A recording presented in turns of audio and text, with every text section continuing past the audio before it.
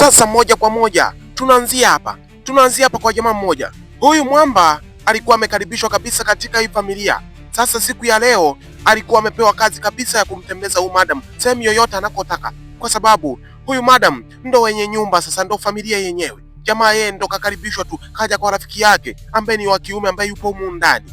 Unaona?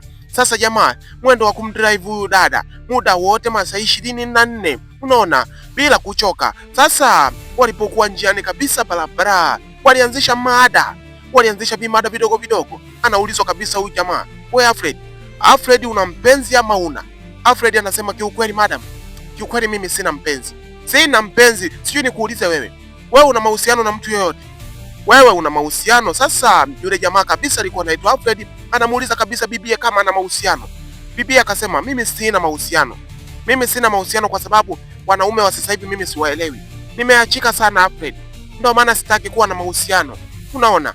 Sasa Alfred akamwambia kabisa barabara, hata mimi mwenyewe sina mahusiano, sina mpenzi yoyote hapa.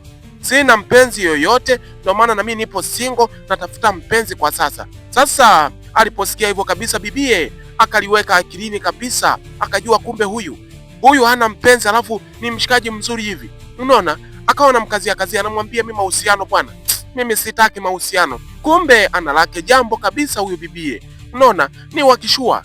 Huyu jamaa alikuwa amekaribishwa tu katika hiyo familia. Amekuja kwa rafiki yake, leo amepewa kazi ya kumpeleka madam kokota anakotaka, shopping, wapi, marketing, atampeleka.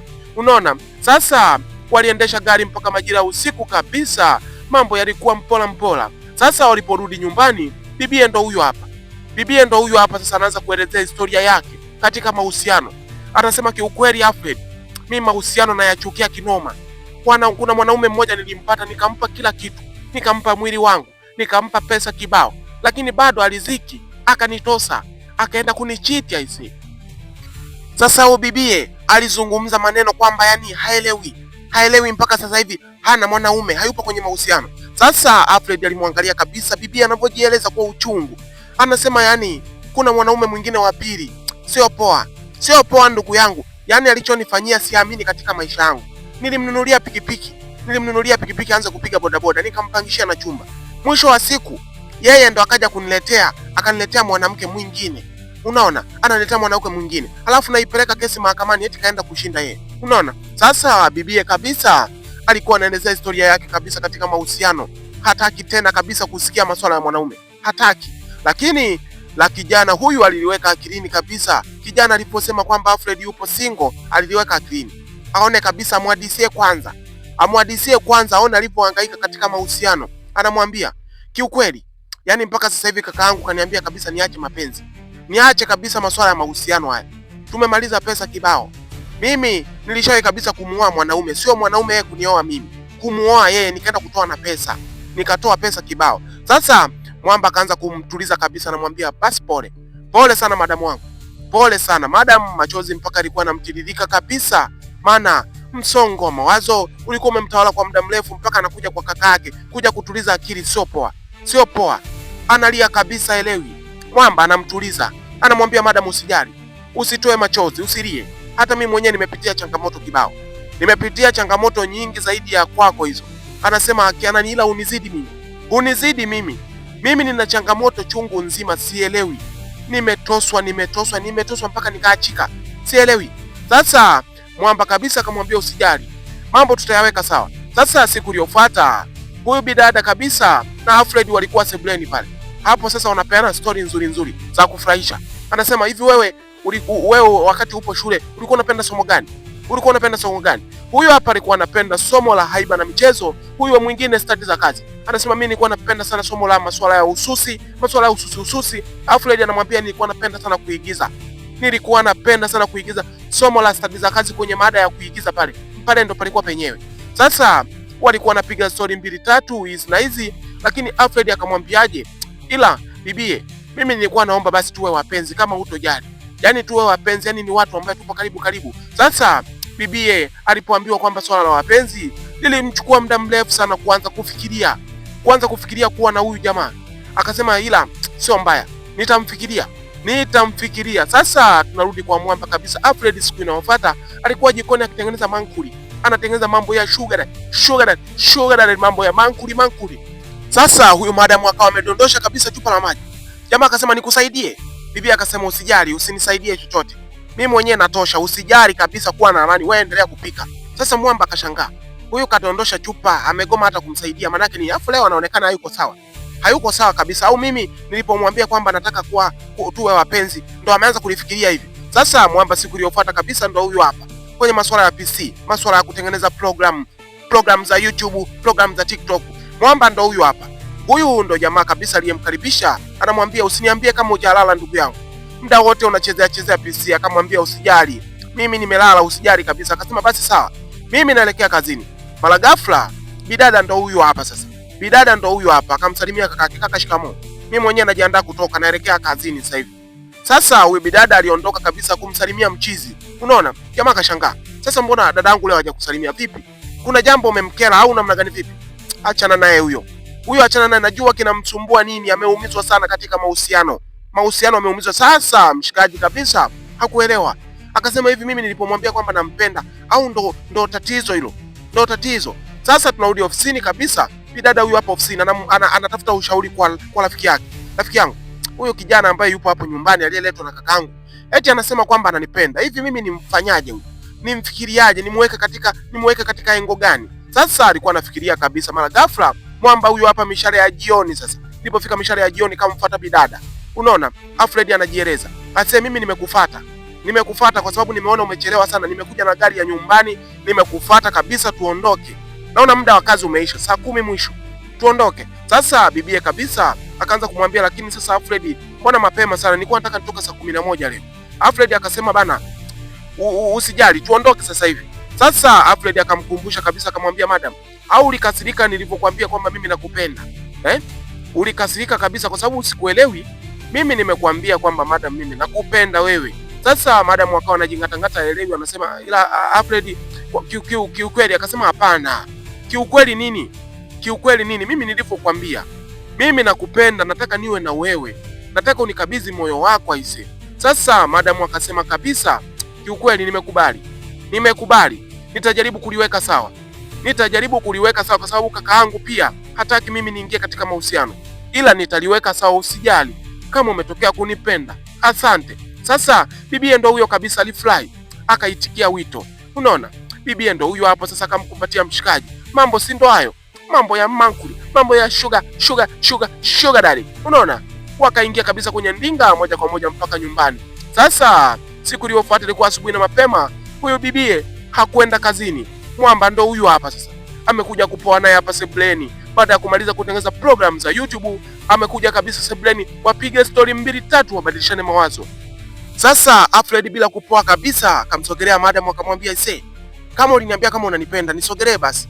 Mwamba ndo huyo hapo, kashaanza kudata kabisa, na mapenzi. Bibi ndo huyo, lete romance kidogo, tupeane mambo ya ni gani. Sasa walipokuwa wanapeana mambo ya ni aje, mara ghafla kaka mtu ndo huyo hapa kabisa, anashuhudia kitendo kizima. Maskini ya Mungu, binti yake maskini, dada anapigwa mate kabisa, live kabisa, bila chenga na kamera zinaona. Mara ghafla mshikaji ndo huyo kawaambia, jamani, nyie vipi dadangu? Jamaa akabaki kucheka, kiukweli alikuwa elewi. Mshikaji ndo huyo hapa. Mara ghafla mwamba kanuna tena, anacheka kicheko kile cha hasira. Unaona? Akawakausha akasema, nyinyi ipo siku ni dalili na nyinyi. Naona kuna vitu kabisa vinaenda kinyume kabisa na sheria za nyumbani. Unaona? Sasa bidada ndo huyo hapa alikuwa na stress kabisa na mawazo baada ya mwamba kumfukuza yule mshikaji. Akasema yule mshenzi mwenzio nimemkaribisha hapa aje afanye ujinga au aje anisaidie kufungua program. Amekuja na mambo yake kibao. Nimemfukuza kwa sababu ni mtu ambaye atumia akili. Sasa bidada kabisa akamwambia, kaka, kwa nini umemfukuza sasa yule jamaa? Kwa nini umemfukuza ise? Alikasirika sana. Mshikaji ndo huyo hapa kabisa, alikuwa na mawazo chungu nzima kabisa. Baada ya kufukuzwa, alienda kwa rafiki yake mwingine. Alihamia kabisa nyumba nyingine baada ya kuomba urafiki kwa sababu alikuwa ni IT mzuri sana. Mambo ya program, mambo ya mitandao kufungua ilikuwa ni chap. Kwa kila sehemu alikuwa na uwezo wa kukaa. Sasa bidada ndo huyu hapa kabisa anasema, yani haiwezekani kaka, ulichonifanyia, nimeenda sebuleni nimekuta chumba chake, nimekuta amebeba nguo zote ameondoka. Umemfukuza wa nini? Anasema nimemfukuza. Ndio nimemfukuza. Wewe unasemaje? Akasema, kaka, sijapenda, hii sio haki. Yaani mtu kafanya kosa kidogo tu unaanza kumfukuza, maana yake nini? Akasema wewe dada yangu wewe, hivi mimi ningeona kitendo kama kile, kwa mfano ungenikuta kwenye kitendo kama kile, ungenifanyaje? Angesema hata kama kaka, hata kama mshikaji kakosea nini, mbona sione kosa lake aisi hapo. Sasa kumbe jamaa kabisa alimtimua yule mwamba, akamtimua kabisa majira asubuhi, nduki mbio. Akasema mimi sitaki upumbavu katika nyumba yangu. Hii nyumba nimejenga kwa ajili ya kulala, sio ya kufanyia ujinga na ufuska. Unaona? Sasa bidada akasema, au kwa kuwa mimi nakaa kwenye nyumba yako, kwa kuwa mimi nakaa kwenye nyumba yako unaanza kuninyanyasa. Unaanza kuninyanyasa. Sasa mwamba si huyo hapa katulia kabisa kwenye chumba kingine, kwenye nyumba nyingine kabisa kwa mwanae mwingine, mshikaji kama familia. Mara ghafla bidada ndo huyo anapiga simu. Anasema nimekumisi sana. Yaani siku moja tu hii naona kama mwaka mzima. Nimekumisi bara. Jamaa anasema fanya siku tuje tuonane. Kwa sababu kaka yako mimi kanifanyia mambo ya udwasi, mambo ya kunitimua. Amenitimua asubuhi. Hata hapa japambazuka vizuri kashanitimua na mabeki kanitupia mlangoni. Usijali. Fanya tuonane. Bibi anamwambia usijali, ngoja niangalie siku kwenye kesho hapo. Nahisi kabisa mambo yatakuwa fresh, tutaonana. Mwamba naye anasema fresh, hamna noma. Sasa bibi kabisa alipokuwa kwenye mazungumzo kabisa, akamwambia kiukweli Alfred, mimi nakupenda sana. Nakupenda zaidi ya chochote. Nakupenda zaidi ya mboga aina ya nyanya chungu. Nakupenda sana. Alfred naye akasema nakupenda sana bibi. Hata mimi nimetokea kukuelewa. Shida kaka yako huyo anakuwa kama ana pilipili mdomoni. Anaongea sana zaidi ya chochote. Anasema usijali kuhusu kakaangu, achana naye. Hapo tuna uwezo wa kufanya vitu tunavyovitaka sisi, au sio? Tuna uwezo wa kufanya mambo tunayotaka sisi. Tena jamaa kabisa alijinadi akasema tena huku nimeachiwa nyumba nzima. Jamaa kaondoka kaenda masomoni. Mimi kanikabidhi nyumba nzima. Kwa hiyo sasa hivi nipo kwenye nyumba ambayo ina utawala kabisa. Panya akaachiwa nyumba, kila sehemu nitafika. Sasa mwamba akawa amekata simu kabisa baada ya mawasiliano na bibie. Unaona? Kaendelea kuangalia mpira pembeni hapo. Hana noma wala nini. Bibie naye huyu hapa anasema jamani, macho kukuona Alfred, nakupenda zaidi ya chochote. Mimi natamani nikuone. Licha ya kakaangu nitaforce nikupate. Sasa siku iliyofuata, bibie ndo huyu hapa kabisa katika geto la mwamba. Kashatinga anampikia misosi mshikaji. Anatengeneza mambo ya sugar daddy. Unaona? Mara ghafla bibie pilipili sasa ikamuingia machoni. Kumbe yote ilikuwa ni mitego ili mwamba tu apate kusogea. Jamani pilipili mimi. Jamani pilipili inaniwasha mimi. Mshikaji akafika. Pilipili kwa wapi? Mbona pilipili sio? Ni hapa jicho la kushoto. Pilipili hiyo. Sasa mshikaji alipombusu tu, eti pilipili ikatoka. Eti akasema najisikia vizuri sasa hivi ila bado inawasha kidogo kwa ndani. Vipi? Imetoka na kuuliza. Mwamba anampuliza sasa kingonjela. Anampuliza kwa kupepea. Sasa huyu bidada alikuwa na mitego kiukweli. Alikuwa anapenda awe karibu na anasema, yaani siamini. Umenipuliza mara moja pilipili imetoka. Pilipili na ukali wake tosha kabisa katika mapenzi. Sasa jamaa akasema labda nikusaidie kupika. Akasema usinisaidie, nitapika mwenyewe. Mimi ni mtoto wa kike. Licha mtoto wa kike lakini mapenzi haya ni kusaidizana. Kazi ni za muhimu. Akasema lakini Alfred mimi nakupenda sana. Akasema hata mimi mwenyewe mpaka nimekuleta hapa. Kumbe bidada kujua nia na malengo. Yaani hata kupika hawezi, yaani ndio hivyo. Anasema kiukweli, yaani nimeshindwa kabisa kuvumilia. Moyo wangu umeshindwa kuvumilia kabisa. Yaani mimi nataka leo tu enjoy. Mimi leo kazini siendi, nyumbani siendi leo, nitaenda usiku. Unaona, nitamdanganya kakaangu nilikuwa kwa rafiki yangu. Kwa hiyo hata usijali. Kwa hiyo tule bata, tule maisha, tule chochote kitu ambacho kipo hapa duniani. Sasa bidada alikuwa anamnogesha kabisa mchizi kabisa, naye alikuwa anampenda. Anapenda masuala ya mankuli, masuala ya mapenzi. Kwake titi for tati, alikuwa anapenda kichizi yani. Sasa huyu madam akawa anamwambia kabisa mchizi kwamba usije kanitosa. Akasema usijali. Mimi siwezi kukuacha. Kwa kuwa nimekupenda na wewe umenipenda, siwezi kukuacha. Akasema kweli? Ndio. Sasa walipoanza kabisa kuongea wakasema yani yule kaka ana noma. Yule kaka kalo kake kama ufunguo. Yaani haelewi. Akasema achana na kaka yako, usimzungumzie hapa. Kweli? Nisimzungumzie. Kiukweli nakupenda sana. Hata mimi nakupenda pia. Basi walikumbatiana kabisa kupeana joto, aina ya temperature kwa Kiingereza. Unaona? Wanapeana kabisa joto. Mshala dadi. Akasema usijali, nitapika baby. Nikusaidie kidogo. Hapana. Mimi ni mtoto wa kike, nitapika, usijali. Wewe kaendelea na mambo yako. Kaendelea na kazi zako. Akasema basi poa. Nataka nikuangalie unapopika. Akasema bana hapana. Nitapika, sometime ukiniangalia hapa nikiwa napika nitakosea. Nitazidisha chumvi. Sasa ilipofika time fulani walikuwa kitandani. Ngoja tuone episode inayofuata.